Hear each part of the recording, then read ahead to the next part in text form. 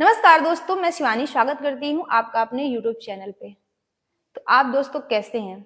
I hope आप अच्छे होंगे, स्वस्थ होंगे। दोस्तों आज हम बात करने वाले हैं पाकिस्तान से जो बड़ी खबर आ रही है। वैसे तो पाकिस्तान में तनाव जारी है, ये तो हमें पता है, लेकिन तनाव के साथ-साथ भारत की डर से पाकिस्तान में तख्ता पलट जैसी कंडीशन बन चुकी है। समझ रहे हो आप? तख्ता पलट जैसी कंडीशन। पाकिस्तानी जो सेना है, पाकिस्तानी जो सरकार है, दोनों के बीच तनातनी बढ़ गई है। क्योंकि दोस्तों आप तो जानते ही हो कि पाकिस्तान में जो देश का पूरा भार होता है, यानी कि पॉलिटिकल जो भी होता है, सारा चीज पाकिस्तानी आर्मी संभालती है। मतलब जो फैसले होते हैं, मतलब पूरा पाकिस्तान ही पाकिस्तानी आर्मी चला रही है। इसीलिए तो कहा गया है कि पाकिस्तानी जो आर्मी है, वो जंग कभी जीती नहीं, इलेक्शन कभी हारी नहीं। आप तो जानते ही हो। तो तख्ता पलट जैसी कंडीशन बनी हुई है, क्योंकि जब से इस मौलाना मुनीर ने जो भड़काऊ भाषण दिया था, जिसके बाद से पहलगाम अटैक हुआ, उसके बाद से तो ये नजर नहीं आ रहा है। ये नजर ही नहीं आ रहा है कि इस बिल में जाकर के छिप गया है।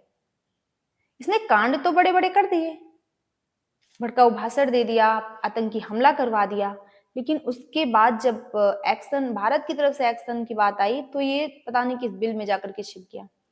उधर पता चल रहा है कि शहबाज शरीफ भी नजर नहीं आ रहे हैं, शहबाज शरीफ हॉस्पिटल पहुंच गए हैं, ऐसी न्यूज आ रही है। जो फैसले हैं वो पाकिस्तानी आर्मी ले रही है, जैसा कि आप जानते हो कि हमेशा होता है। और दोस्तों रातों रात पाकिस्तान में एनएसए बदल दिए गए। वैसे दोस्तों पाकिस्तान में जो पाकिस्तान की सरकार की जितनी औकात है और पाकिस्तान की सरकार की जितनी चलती है, वो हम बहुत अच्छे से जानते हैं।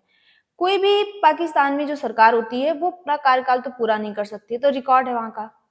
दूसरा, पाकिस्तान की सरकार तो खुद जो पाकिस्तानी आर्मी है उसकी कठपुतली होते हैं, वो जिधर घुमाते हैं उधर ही घूमते हैं। ये कोई मीटिंग चल रही थी पाकिस्तान में, जिसमें कि एक पत्रकार ने सवाल पूछ लिया कि शहबाज शरीफ कहाँ है, वो नजर नहीं आ रहे हैं।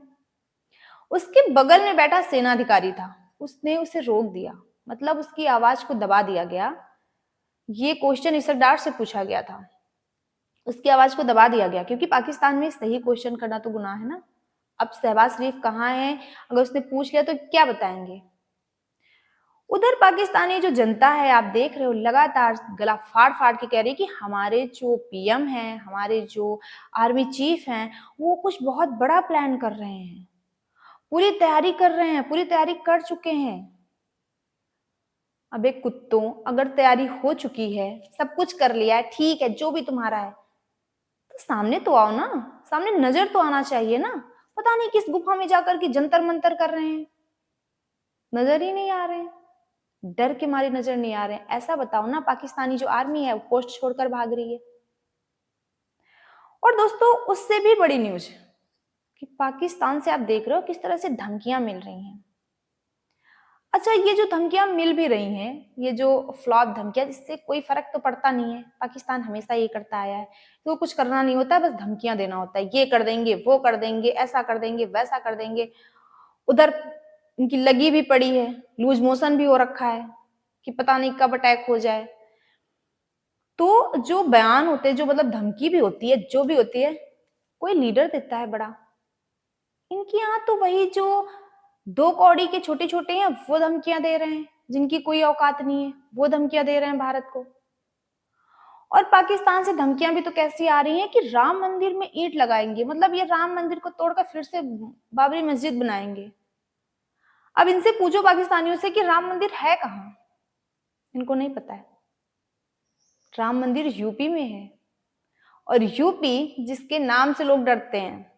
कश्मीर में तुमने आतंकी हमला करवाया क्योंकि कश्मीर में भी धोखेबाज बैठे हैं, गद्दार बैठे हुए हैं, लेकिन यूपी में ऐसा नहीं चलेगा। अगर यूपी में एंट्री हुई तो क्या हाल होगा तुमने सोचा भी नहीं होगा, पता ही नहीं चलेगा कहाँ गए। तो यूपी की तरफ तो कभी बात ही मत करना। और तुम्हें उड़ाने के लिए गोली बंदूक की भी जरूरत नहीं पड़ेगी, यहाँ की जनता बहुत खतरनाक है। बाकी तो यूपी में योगी बाबा हैं ही। दोस्तों मैं एक मेजर गौरव असर का एक डिबेट देख रही थी, जिसमें कि पाकिस्तानी आप देख रहे हो कि लगातार ये चिल्ला-चिल्ला के कह रहे हैं कि हमने अभिनंदन को चाय पिलाकर छोड़ा, हमने अभिनंदन को चाय पिलाकर छोड़ा।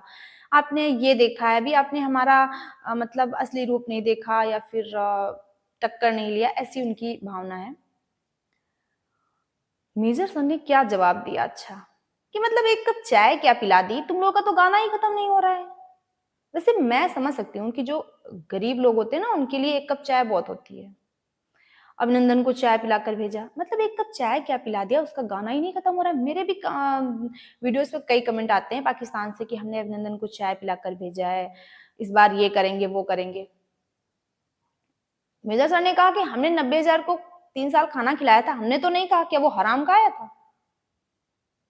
और अभिनंदन को किस तरह से छोड़ा था, ये तो असलियत बहुत अच्छे से इनके लीडरों को बहुत अच्छे से पता है। और दोस्तों खबर ये भी आ रही है कि भारत के अटैक के डर से पाकिस्तानी आर्मी पाकिस्तान के लोगों की जो नींदें हैं वो हराम है, रात-रात भर जगते हैं। कहीं ऐसा ना हो कि भारत में रातों-रात ही निपटा दे। क्योंकि पाकिस्तान के जो पीएम हैं, उनकी आवाज़ नहीं निकल रही है। वो कोई भी कॉन्फ्रेंस नहीं कर रहे हैं। आसिफ मुनीर जिसका कुछ अता पता नहीं है। बाकी दोस्तों पाकिस्तानी आर्मी जिसका तो आप इतिहास जानते ही हो, सरेंडर फौज है ये, इसका तो पुराना रिकॉर्ड है। तो पाकिस्तानों की धड़कनें बढ़ रही हैं, लेकिन अभी तक भारत ने कोई एक्शन लिया ही नहीं है। आप देख रहे हो कि जहां पर बॉर्डर पर एक तरफ राफेल गरज रहे हैं, दूसरी तरफ पाकिस्तान अपने F-16 को छुपाने की जगह ढूंढ रहे हैं। क्योंकि चीन से मिले ये जो फाइटर हैं, ये बिल्कुल कबाड़ हैं, सिंगल इंजन है जो कि बहुत कमजोर होते हैं। लेकिन जो हमें दिन रात न्यूक्लियर की धमकी देते हैं, अब भी दे रहे हैं, जस्ट अब भी न्यूक्लियर की धमकी मिल रही है कि हम तो एटमी ताकत है, हम तो न्यूक्लियर हमारे पास है। धमकी तो ऐसे देते हैं जैसे लगता है जेब में डालें और निकाल कर फेंक देंगे बस। मतलब हर बच्चा बच्चा पाकिस्तान में न्यूक्लियर जेब में लेकर घूम रहा है और उसके बाद भी इनके चेहरे की हवाइयां उड़ी हुई हैं, क्योंकि राफेल का पीओके के पास आना पाकिस्तान को बड़ा खतरा नजर आ रहा है। और दूसरी तरफ दोस्तों, एक तरफ तालिबान ठोक रहा है, दूसरी तरफ बीएलएफ फ्रीडम फाइटर ठोक रहे हैं। आए दिन पाकिस्तानी कितने भी जो सैनिक हैं उनको पलटा रहे हैं, 72 हुरों के पास उनको पहुंचा रहे हैं। और इधर से भारत तो है ही। और जो गिलगित बल्तिस्तान है वहां पर भी बगावत चल रही है, तालिबान भी ठोक रहा है।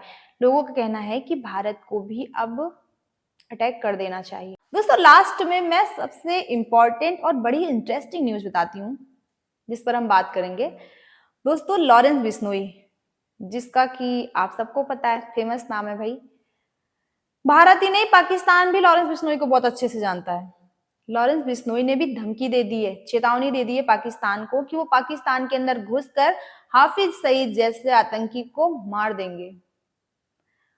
और आप तो जानते ही हैं पाकिस्तानी भी लॉरेंस बिश्नोई से बहुत डरते हैं इस नाम से। वो जानते हैं कि अगर धमकी दे दी है तो वो मार भी देगा। इस लॉरेंस बिश्नोई की धमकी से खबर आ रही है कि पाकिस्तान में लूज मोशन शुरू हो गए हैं। जो पाकिस्तानी सरकार है वो अपने इन जो ये आतंकियों को अपना आका मानते हैं, अल्लाह मानते हैं, हाफिज सईद जैसे आतंकियों को बचाने में जुट गई है। बाकी दोस्तों आपकी क्या ओपिनियन है इस वीडियो पर, हमें कमेंट बॉक्स में जरूर शेयर करना, क्योंकि आपके कमेंट से मोटिवेशन मिलता है और जो कुछ गलतियां हो जाती हैं वीडियो में वो भी पता चलती हैं। मिलते हैं किसी अच्छे से टॉपिक के साथ, तब तक के लिए जय हिंद जय भारत।